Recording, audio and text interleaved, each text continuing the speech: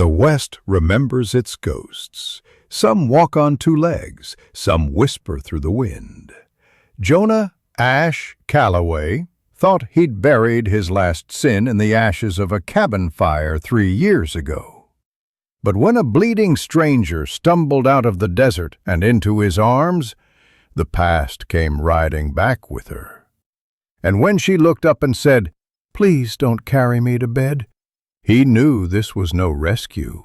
It was reckoning. What drove her to say those words? Let's find out.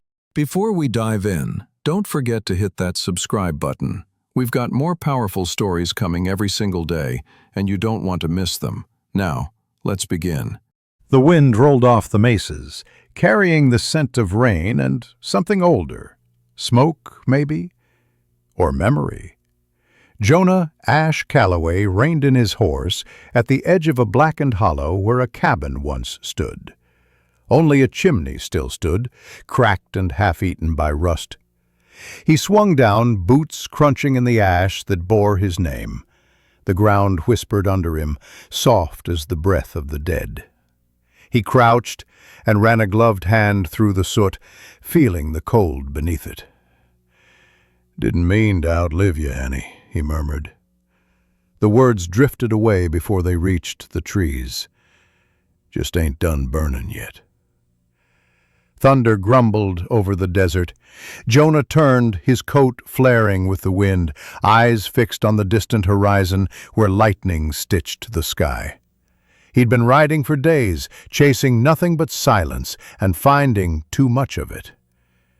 Then came the echo. A single gunshot, faint but clear, followed by a woman's scream. It tore through the storm like a spark through dry brush. Jonah's jaw set. He pulled the reins, and his horse whinnied against the wind. "Always someone needs savin'," he muttered half to himself. "And me, the damn fool who keeps trying." He kicked the horse forward. The storm swallowed them whole, the ruins behind him fading to shadow. But the past didn't stay buried in Silver Vein. Not for Jonah Calloway. Not anymore. The storm hit like a living thing, sand biting, thunder cracking, wind howling down the canyon's throat. Jonah Calloway rode toward the echoes of that scream until his horse balked at the sight before them. A stagecoach lay on its side in the ravine, wheels still spinning, one lantern flickering weakly in the dark. 2 men sprawled near it, gun hands from the look of the belts and scars, both dead. Jonah dismounted, hand hovering near his revolver. The third body, no, not a body yet, moved. A woman, young, blood painting the torn sleeve of her coat. She dragged herself halfway out of the wreckage, eyes wild and unfocused. "Easy," Jonah said, crouching beside her. His voice rasped like gravel. "You're hurt bad." Her fingers clutched a satchel tight to her chest. "Don't let them have it," she whispered, voice breaking. "If they come, burn it. Promise me." Jonah glanced at the satchel, blood-stained leather, heavy, sealed with wax. Whatever it was, men had died for it. "Who's after you?" he asked. Her head turned weakly toward the darkness beyond the ridge. "Everyone," she breathed. And then her eyes rolled back. Jonah caught her before she hit the dirt, feeling her pulse flutter like a dying bird beneath his fingertips. He looked toward the distant lights of Silver Vein, the storm between them and safety. He hated carrying ghosts, but he lifted her anyway. The wind howled louder, as if warning him. This time, it wasn't just the storm chasing him. By the time Jonah reached Silver Vein, the storm had chased daylight clear off the horizon. The town sat in the valley like a secret it didn't want to keep. Shuttered windows, crooked signs, the air thick with dust and whiskey. He rode down the main street, slow, the woman limp in his arms. Folks stepped aside, whispering. No one in Silver Vein ever helped a stranger, unless they wanted something buried. The saloon's lanterns were still burning. Jonah dismounted, boots sinking in mud, and shouldered through the swinging doors. The piano stopped mid-note. Every eye turned toward the scarred man carrying a bleeding woman. "May," Jonah rasped. "Need a room. And hot water." Behind the bar, May Larkin froze for half a second, then moved fast. "Upstairs, second door. I'll fetch my kit." Jonah nodded his thanks and turned toward the staircase. Then the law walked in. Sheriff Wyatt Briggs, tall, sharp smile, badge glinting under lamplight. "Evening, Marshal," he said too easily. "Or do you go by Ash now?" Jonah didn't look at him. "Just passing through." Briggs stepped closer, eyes flicking to the woman in Jonah's arms. "Funny thing. Heard about a lady courier running stolen letters through my county. Thought she might come limping in sooner or later." Jonah met his gaze, cold as iron. "This one ain't your concern." Briggs smiled, slow and wolfish. "Everything that bleeds in my town is my concern." Outside, thunder rolled again, like the mountains warning them both that something bad had just settled in Silver Vein. If you're still watching at this point, I know you're hooked. Go to the comments, rate this story out of 10, and tell us your favorite part so far. Smash that like button and let us know. Now, let's continue. The upstairs room smelled of whiskey and lamp oil. Rain drummed the windows like nervous fingers. May Larkin worked quietly, hands steady as she cleaned the wound at the stranger's side. Jonah stood in the corner, hat low, shadows swallowed by the flickering light. "She's lucky," May murmured. "Bullet grazed her ribs. Missed the lung by a whisper." "Luck," Jonah said flatly. "Ain't what found her." May glanced up. "You dragged trouble behind you again, Ash?" "Didn't have to. It found me first." When May left to fetch fresh bandages, Jonah lingered near the bed. The woman, Evelyn Kane, according to a folded paper in her coat, murmured through her fever, voice trembling like a broken prayer. "They burned him. Said he was guilty. My father." Jonah's jaw tightened. He'd heard those same words once before, from another dying mouth in another burning room. Evelyn's eyes fluttered open. She stared at his scarred face, the melted skin, the shadowed jawline, and recoiled. You look like someone who's already buried me." Jonah said nothing. He only pulled the blanket higher over her shoulders and stepped back into the dark. Outside, lightning split the sky over Silver Vein. The sound that followed wasn't thunder. It was the echo of hoofbeats on wet earth growing closer. Whatever was hunting her hadn't given up, and Jonah, Ash, Calloway, ghost or not, was standing right in its path. Morning bled gray across Silver Vein, dragging the storm's chill behind it. The saloon downstairs had gone quiet, too quiet. Jonah sat by the window, hat shadowing his face. The woman still sleeping in the bed behind him. Every instinct said move, but his body didn't listen. Bootsteps creaked up the stairs, slow, deliberate. 2 sets. Jonah's hand drifted toward the pistol on the table. The door swung open without a knock. Sheriff Wyatt Briggs filled the frame, grin slick as oil. Behind him stood Jeb Crow, all scars and silence. A bounty hunter, with eyes like chipped flint. "Morning, Marshal," Briggs drawled. "Mind if we come in? Heard tell you been playing nurse." Jonah didn't move. "Don't wear that badge for me no more, Wyatt. Don't call me Marshal." Briggs stepped closer, boots scuffing the floor. "Word is, a lady courier's running through my county with a satchel worth more than gold. You seen her?" Jonah's stare was flat. "Seen plenty of ghosts lately. None worth hanging." Briggs chuckled low. "You always were bad at lying, Ash. Thing is, I know who she is, and I know who you are, too. Fire didn't kill you.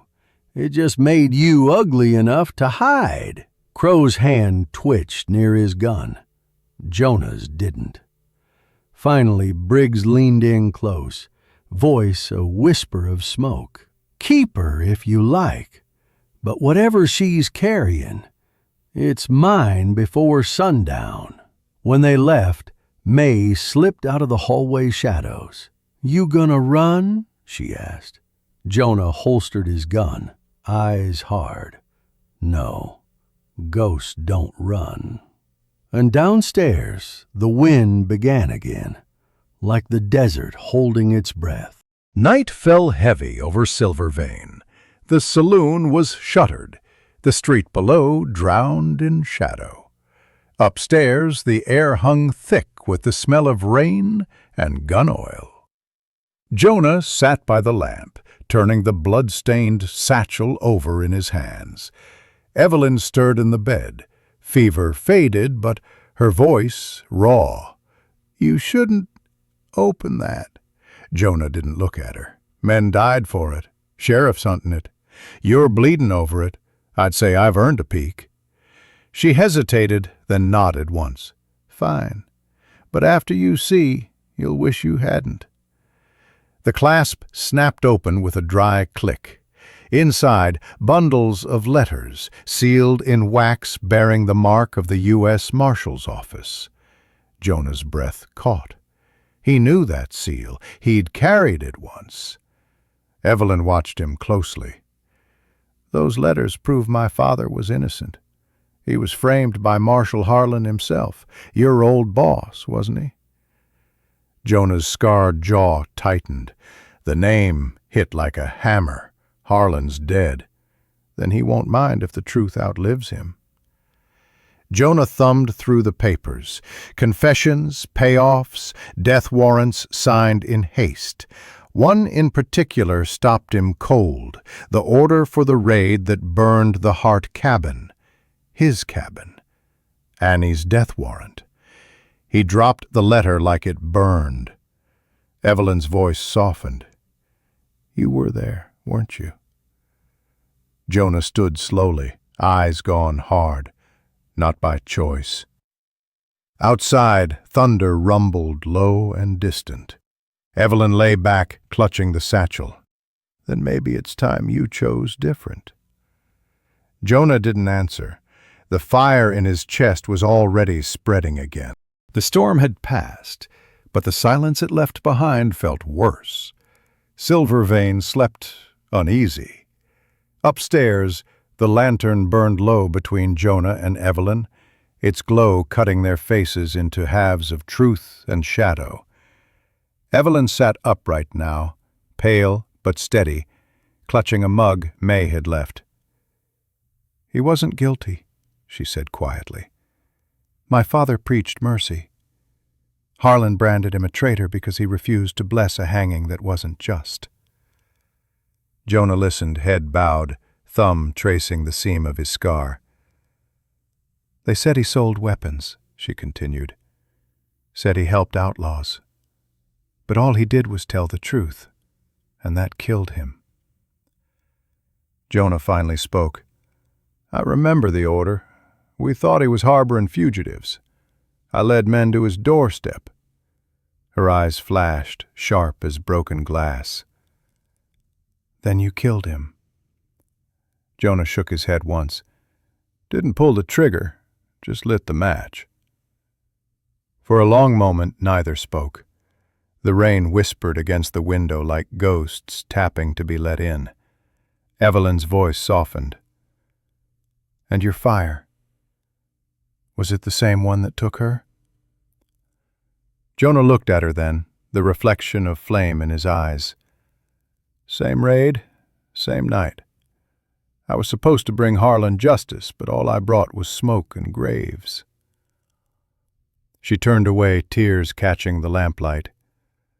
"Then we both lost everything to the same man." Jonah stood staring into the night beyond the glass. "No," he said quietly. "We lost it to ourselves." Outside, a coyote howled, a sound like grief in the desert wind. If you're enjoying this story right now, subscribe. And don't forget to give this video a like. By dawn, Jonah and Evelyn were gone from Silvervein. The sun crawled up red behind them, painting the desert like an open wound. They rode hard, the satchel tied to Jonah's saddle, the wind cutting sharp through the silence. At Dead Mule Crossing, the air felt wrong, too still, too watchful. The bridge ahead creaked over a dry riverbed, half-rotted planks moaning under the wind. Jonah pulled his horse short. "Something's waiting." Evelyn glanced back. "Briggs?" He nodded once. "Or worse." A hawk cried overhead, and the first shot split the stillness. The bullet whined past Jonah's ear, splintering the bridge rail. He dove for cover, dragging Evelyn behind a boulder. Across the ravine, Jeb Crow stood cool as winter, rifle braced on a rock, 2 deputies flanking him. "Come on out, Marshal!" Crow shouted. "Sheriff says he'll pay double if you bring the girl alive. Half if not." Jonah's revolver barked twice. One deputy dropped, the other scrambled for cover. Crow laughed, low, cruel. Evelyn's breath trembled beside him. "You could leave me," she whispered. "You'd live." Jonah reloaded, slow, deliberate. "Ain't about living anymore." He rose into the open, gun blazing. The air filled with thunder and grit, Crow's rifle cracking back in answer. When the dust settled, Crow was gone, retreated, but not beaten. Evelyn looked at Jonah, chest heaving. "You saved me. Why?" He holstered the gun, eyes hollow. "Didn't save you," he said. "Just kept the ghosts from outnumbering me." The wind carried the smell of gunpowder and rain. Somewhere behind them, vengeance was already loading its next round. They found shelter in an abandoned church on the outskirts of the valley, a skeleton of timber and dust, its bell long fallen, its pews half-eaten by termites. The air smelled of rain, rust, and old prayers that never got answered. Jonah built a small fire in the corner, its glow painting the cracked altar in trembling gold. Evelyn sat near it, wrapping her arms around herself, blood dried dark on her sleeve. "This place," she murmured, "used to mean something." Jonah stared into the flames. Places stop meaning things when the people do. Silence settled thick between them. Outside, the wind hummed through broken glass, sounding almost like a hymn. Evelyn turned to him. "You ever stop running, Ash?" He shook his head. "You can't outpace ghosts. They keep the same stride as guilt." Her eyes caught the faint shimmer of metal beneath his collar. "That locket," she said softly. "Who was she?" Jonah hesitated, then pulled it free, scorched silver, warped by heat. Inside, a faded photograph of a woman with kind eyes. "Annie," he said. "She told me not to carry her to bed, right before the fire took her." Evelyn's breath caught, a tremor of something between pity and fear. "You loved her?" "Still do," he said, voice rough. "Problem is, love burns slow. and never goes out. Outside, thunder crawled over the plains again. Jonah looked toward it like a man hearing footsteps from the past. "Rest," he said. "We ride at dawn." But neither of them slept. The firelight flickered, and in it both saw the same thing, everything they'd already lost. The night pressed close around the church, heavy as smoke. Rain whispered through the holes in the roof, beating cold along the stone floor. Evelyn's breathing had grown ragged, shallow, uneven. Jonah stirred from where he sat against the wall. "You're burning up again," he muttered, crossing to her. Her skin was hot to the touch, her pulse fluttering like wings against his calloused hand. "Don't move," he said, voice low. He poured water from his canteen, dabbed her forehead. She tried to push him away weakly. "You shouldn't," she whispered. "Not your burden." "Don't talk," he said. "Ain't leaving you here." Her body went limp as he slid an arm beneath her shoulders, lifting her from the floor. Her head fell against his chest, the same weight, the same helplessness he remembered from that night years ago. He carried her toward the cot near the altar, steps slow, careful. But halfway there, she jerked awake. Her fingers clutched his coat, nails digging in. Her voice came out a trembling whisper. "Please, don't carry me to bed." Jonah froze. Every drop of blood in him turned to ice. Those were Annie's last words, the same plea, the same breath before the flames took her. Evelyn's eyes met his, wide and terrified. "You were there, weren't you? The fire. You were the marshal who burned them." Jonah's jaw clenched. The ghosts had caught up at last. Outside, lightning cracked open the sky, and the storm began again. The thunder didn't stop. It just crawled closer. Rain hammered the roof, running through cracks like tears down the walls. Jonah sat across from Evelyn, the dying fire between them, both faces cut by its glow. "So it's true," she said softly. "You were the one who led them." Jonah's voice came out rough as gravel. "I followed orders. Thought we were raiding outlaws. Didn't know your father was inside. Not until it was too late." Evelyn's eyes glistened. "Too late for him. Too late for her." Jonah nodded once. "Annie believed in mercy. Said a man could still change, even after he'd burned the world around him. I didn't believe her then." Evelyn clutched the satchel to her chest. "You could have told the truth." "I tried," he said, staring into the flames. "Harlan buried it. Buried me with it." Outside, a horse neighed, a sharp, panicked sound. Jonah's head snapped toward the window. Silhouettes moved through the rain, Briggs, Crow, and half a dozen guns with them. Evelyn stood, trembling. They followed us. Jonah rose, loading his revolver, slow, steady. "Wyatt Briggs don't track ghosts for justice. He does it for silence." He looked at her then, really looked. "You've got the truth. Don't die for it." She met his gaze, defiant even through fear. "Neither should you." The door shuddered under the first pounding knock. "Marshal Calloway!"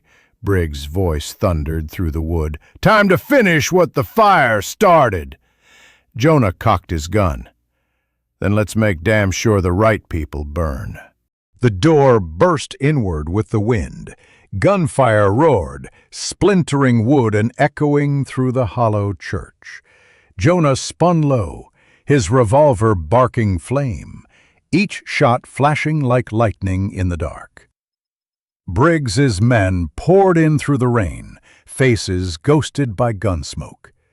Evelyn dove behind a pew, clutching the satchel. Bullets tore through the wood, inches from her head. Jonah moved like a man with nothing left to lose, each pull of the trigger deliberate, final. 2 men fell. Another screamed. Then Crow's rifle cracked, and Jonah staggered, a dark bloom spreading across his shoulder. He gritted his teeth, raised his gun, and put Crow down with a single perfect shot.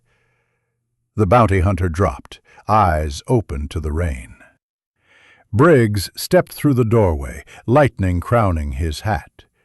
"You always did love dying for lost causes," he sneered. Jonah fired first. The sheriff staggered back, clutching his chest, but his gun still went off. The bullet found Jonah's ribs, driving him to his knees. Evelyn ran to him, rain and tears mixing on her face. "Don't you dare die on me," she whispered. He pressed the satchel into her hands, blood staining the leather. "You ride east," he said softly. "Tell them what Harlan did. Let the truth burn instead of me." She shook her head, voice breaking. "You saved me, Ash." Jonah managed a faint smile. "No, just finally stopped the fire." His head fell back, the storm quieting as dawn bled across the plains. Evelyn climbed onto his horse and rode toward the sunrise, clutching the letters, the proof, the pain, the truth. Behind her, the church smoldered. Smoke curled upward, thin and silver, like the spirit of a man finally at peace. Weeks later, a lone rider delivered a satchel to the governor's office in Carson City. Inside, letters, names, and proof that cleansed a dead man's name and damned another's legacy. They said the woman rode east and vanished into the hills. Some swore they saw her at sunset, whispering a name to the wind. And sometimes, when the desert burns red, folks claim they still hear spurs in the dust, a man walking beside the fire, at last, unafraid of the flame. Thank you for watching till the end. Don't forget to subscribe for more stories like this. We'll be dropping brand new powerful stories every single day. See you on the next one.